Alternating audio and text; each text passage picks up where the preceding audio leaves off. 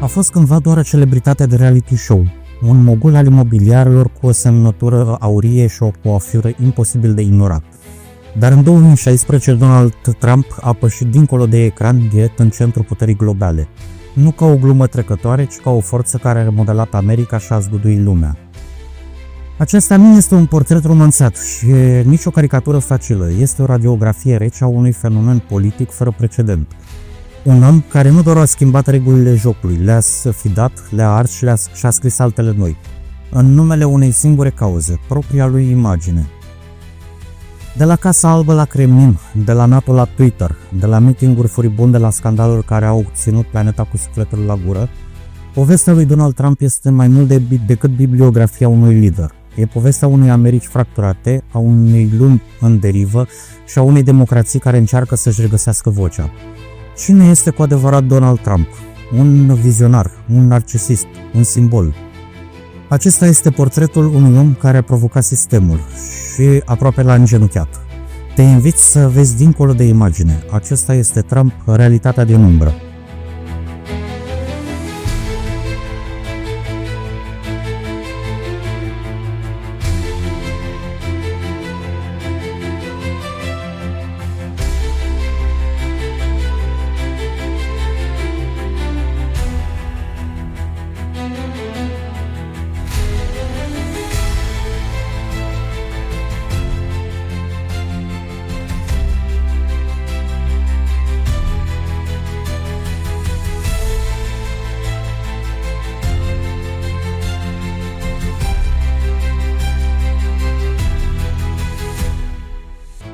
Donald Trump nu a fost niciodată un om obișnuit.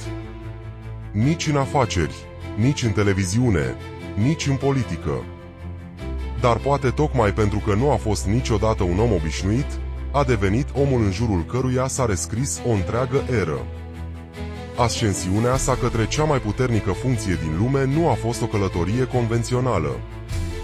A fost o combinație de haos, oportunism și un simț extrem de dezvoltat al spectacolului. Născut într-o familie bogată, cu un tată imobiliar influent, Trump a crescut cu convingerea că lumea îi se cuvine. A moștenit milioane, dar a vorbit mereu ca un om al poporului. A construit zgârie nori, dar s-a prezentat ca un outsider.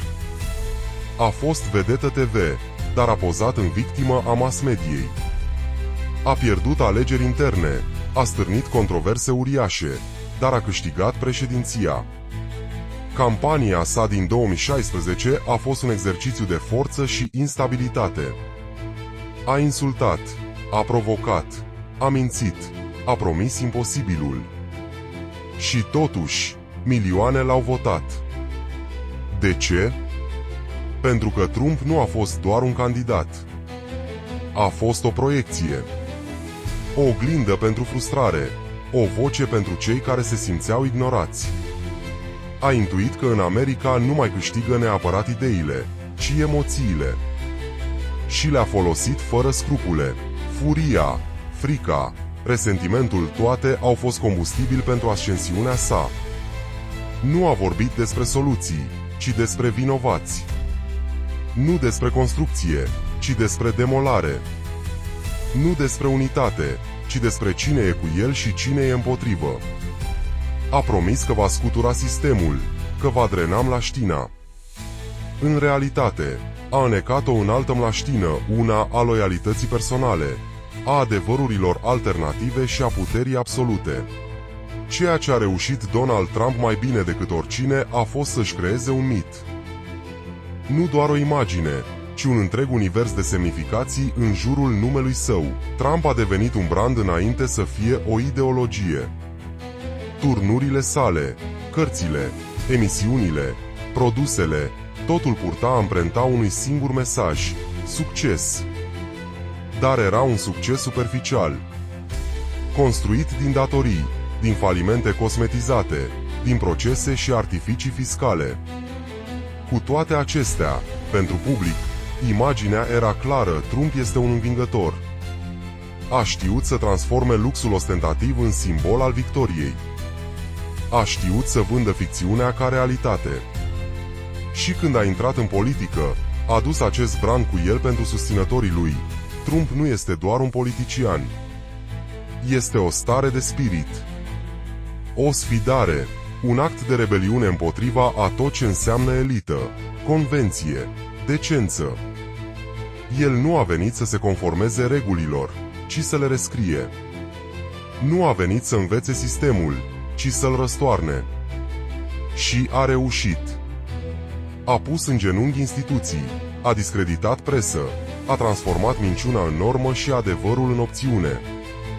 A creat o lume paralelă în care faptele sunt relative, iar loialitatea contează mai mult decât competența. Mitul Trump nu este despre fapte, ci despre percepție.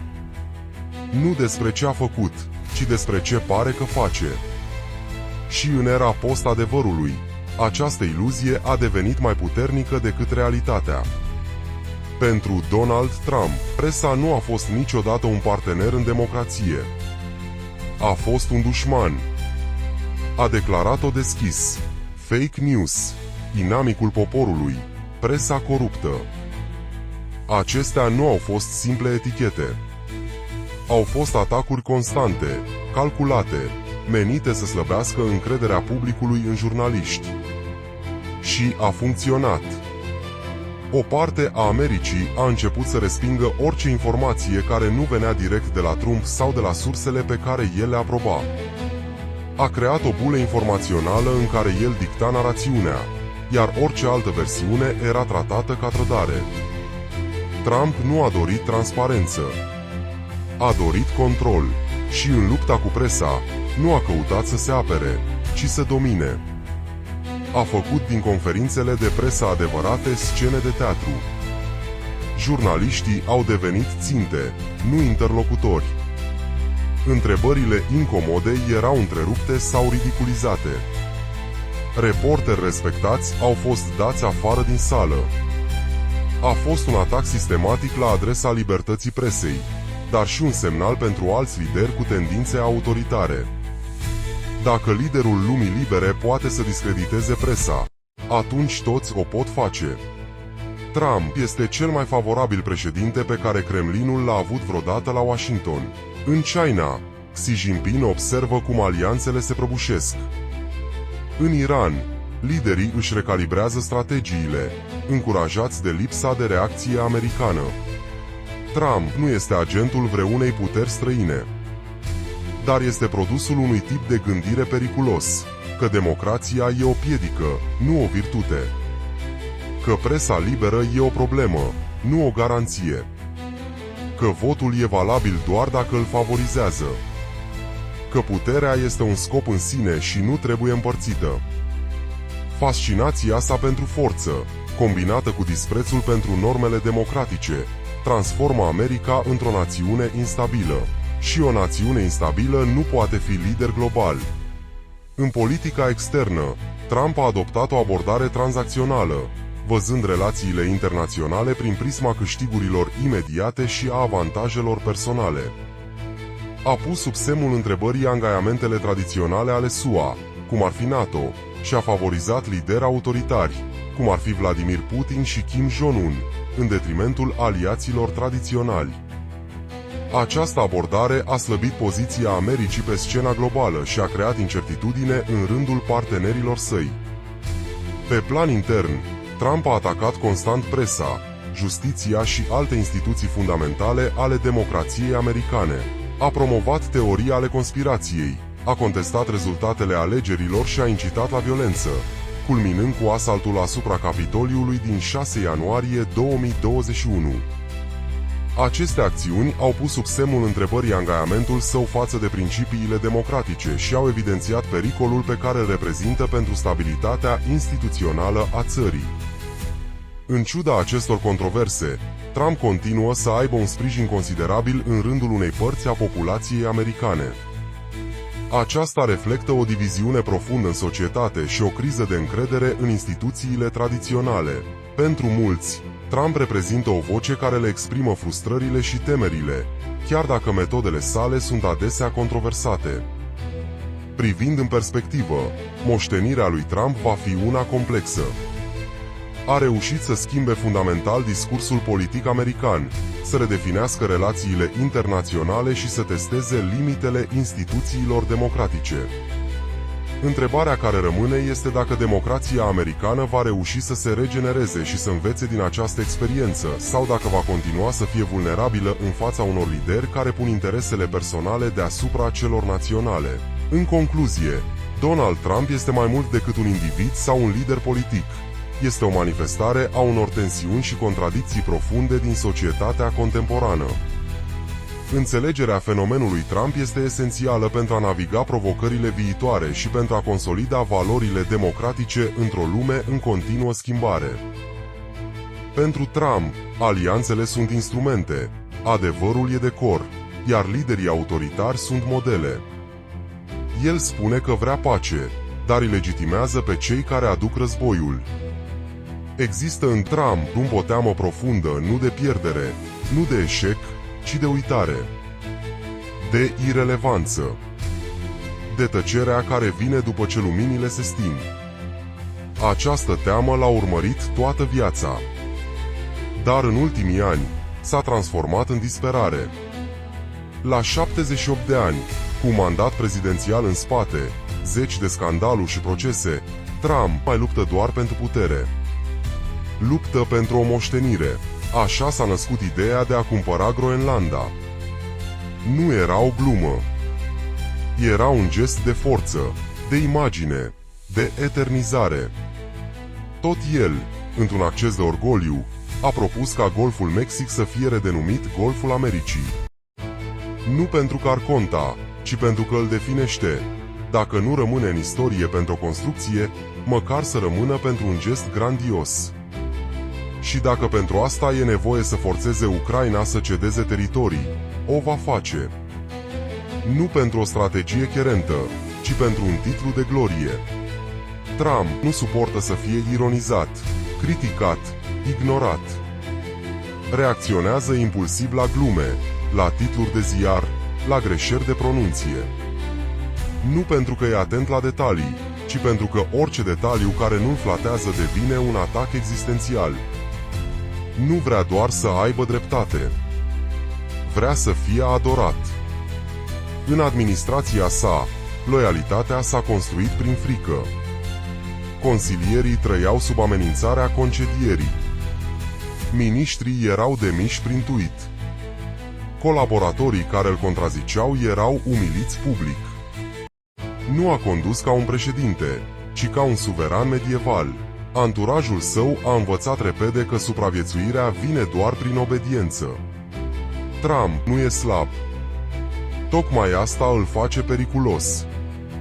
Are carismă, dar nu are busolă morală. Are ambiție, dar nu are compasiune. Nu are un ideal mai mare decât sinele său. Nu are o misiune, ci o obsesie, să fie cel mai vorbit, cel mai puternic, cel mai prezent. În această goană, transformă orice conflict într-un show, orice criză într-o oportunitate de imagine. Nu poți construi pacea cu un om care are nevoie de conflict ca să existe. Nu poți menține echilibrul global cu un om care trăiește din dezechilibru. Nu poți construi viitorul cu cineva care fuge mereu de realitate, în numele unui trecut glorios pe care doar el a văzut. Acesta este Donald Trump, nu un mit, nu o caricatură. Un om real, cu trăsături reale, cu putere reală și urmări globale. Un om care, dacă n-ar fi fost ales, ar fi rămas o figură pitorească. Dar pus în fruntea unei superputeri, devine o amenințare. Pentru că nu-și cunoaște limitele. Și pentru că refuză să accepte că le are. Când Donald Trump venit la Casa Albă, lumea occidentală nu a simțit doar neliniște. A simțit un fior rece. Nu mai era vorba despre tarife, tweet-uri sau declarații controversate. Era vorba despre o ruptură. Despre o transformare ideologică. Pentru Trump, NATO era o firmă de pază scumpă. Uniunea Europeană o entitate birocratică. Canada prea moale. Germania ingrată. Franța arogantă. Nu contează istoria comună, sângele vărsat împreună, valorile împărtășite. Contează doar dacă îi convine lui, dacă îi aduce beneficii, dacă îi validează imaginea. Trump nu vede lumea în termen de principii, ci în termen de tranzacții. Nu apără libertatea, ci imaginea de forță. Nu caută echilibru, ci supunere. Nu inspiră democrațiile fragile. Le disprețuiește. Nu protejează aliații Americii. Îi pune sub semnul întrebării. Și atunci, întrebarea care bântuie cancelariile lumii nu mai este ce urmează, ci mai putem conta pe America sub Trump? Răspunsul pare să fie, doar dacă e despre el. Aceasta a fost povestea unei epoci, povestea unui om care a schimbat regulile, care a lăsat o lume mai instabilă decât a găsit-o. O poveste care nu s-a încheiat, pentru că Donald Trump nu e doar un capitol, e o provocare.